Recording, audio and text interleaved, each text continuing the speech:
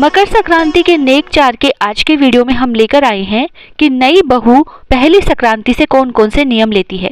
मकर संक्रांति के नेक चार के वीडियो के पार्ट 8 में हमने आपको बताया था कि नई बहू पहली मकर संक्रांति पर कौन कौन से नेक चार अपने परिवार के सदस्यों के लिए करती है। तो पहले के समय में शादी की पहली मकर संक्रांति पर उन नेक चारों का सामान बहू के पीहर से भेजा जाता था। फिर पहली संक्रांति पर बहू नेक चारों के अलावा 1 साल के नियम भी शुरू करती है, जिनके उद्यापन का सामान बहू के पीहर से दूसरी मकर संक्रांति पर आता है। लेकिन आजकल यह सारा सामान पहली संक्रांति पर ही बेटी के ससुराल भेज दिया जाता है। और सबसे जरूरी बात, यदि यह सब सामान बहू के पीहर से नहीं आ रहा है या नहीं आ सकता है तो आप खुद भी यह सब सामान मंगवा कर यह सारे नेकचार और नियम करवा सकते हैं। और यदि ऐसा भी संभव नहीं है तो जितना सामर्थ्य और श्रद्धा हो उतने ही नेकचार या नियम बहू से करवाएं। ऐसा जरूरी नहीं है कि यह सब नेकचार और नियम किए जाएं। जो सामान बेटी के ससुराल से भेजा जाता है उन सब सामानों की लिस्ट आपको हमारे आने वाले वीडियो में मिल जाएगी। अब इस वीडियो में हम जानते हैं कि नई बहू अपनी पहली संक्रांति से कौन कौन से नियम ले सकती है और उनका उद्यापन कैसे किया जाता है। आप चाहें तो ये सारे नियम 1 साल करके अगली संक्रांति पर उद्यापन करें।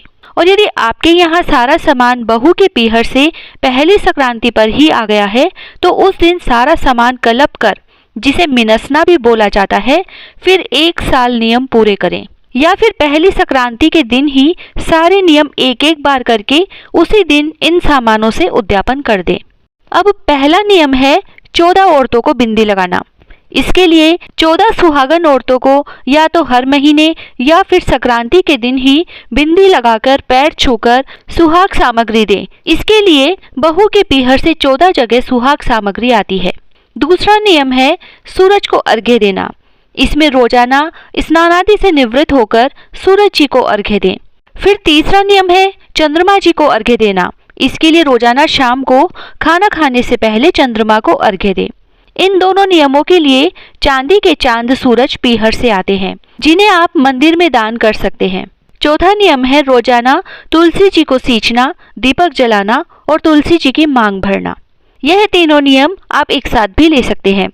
इस नियम के उद्यापन के लिए बहू के पीहर से 365 दिए, जो कि आटे से बनाकर चीनी की चाशनी चढ़ाए हुए होते हैं। यह दिए खोए यानी मावे से भी बनाए जाते हैं। इसके अलावा 365 शक्करपारे, 1 लोटा और चांदी की मांग भरनी आती है, जिन्हें कलप कर खाने का सामान तो परिवारजनों में बांट दिया जाता है तथा बाकी सामान सासू माँ के पास रह जाता है। इसके अलावा चांदी का तुलसी जी का बिड़ला भी भेजा जाता है। यह भी सासू माँ के पास ही रह जाता है तथा एक तुलसी जी की साड़ी सुहाग सामग्री के साथ रखकर भेजी जाती है, जिसे आप किसी मंदिर या ब्राह्मणी को दे दें।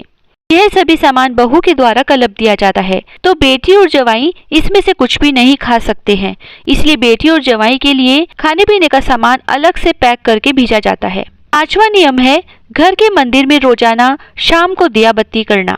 और इसके उद्यापन के लिए चांदी का दिया और बत्ती बहू के पीहर से आती है। 6वां नियम है सामी रोटी देना। इस नियम में रोजाना 1 साल तक ब्राह्मणी को 2 रोटी देने का नियम लिया जाता है। यदि ब्राह्मण न मिले तो गाय को दे दें। और इस नियम के उद्यापन के लिए बहू के पीहर से 365 मैदा की पापड़ी पर चाशनी चढ़ी हुई आती है। यह कलप कर परिवारजनों में बांटी जाती है। इस तरह से नई बहू के द्वारा मकर संक्रांति के यह नियम बहुत ही सरल विधि से पूरे किए जाते हैं। जय श्री राधे।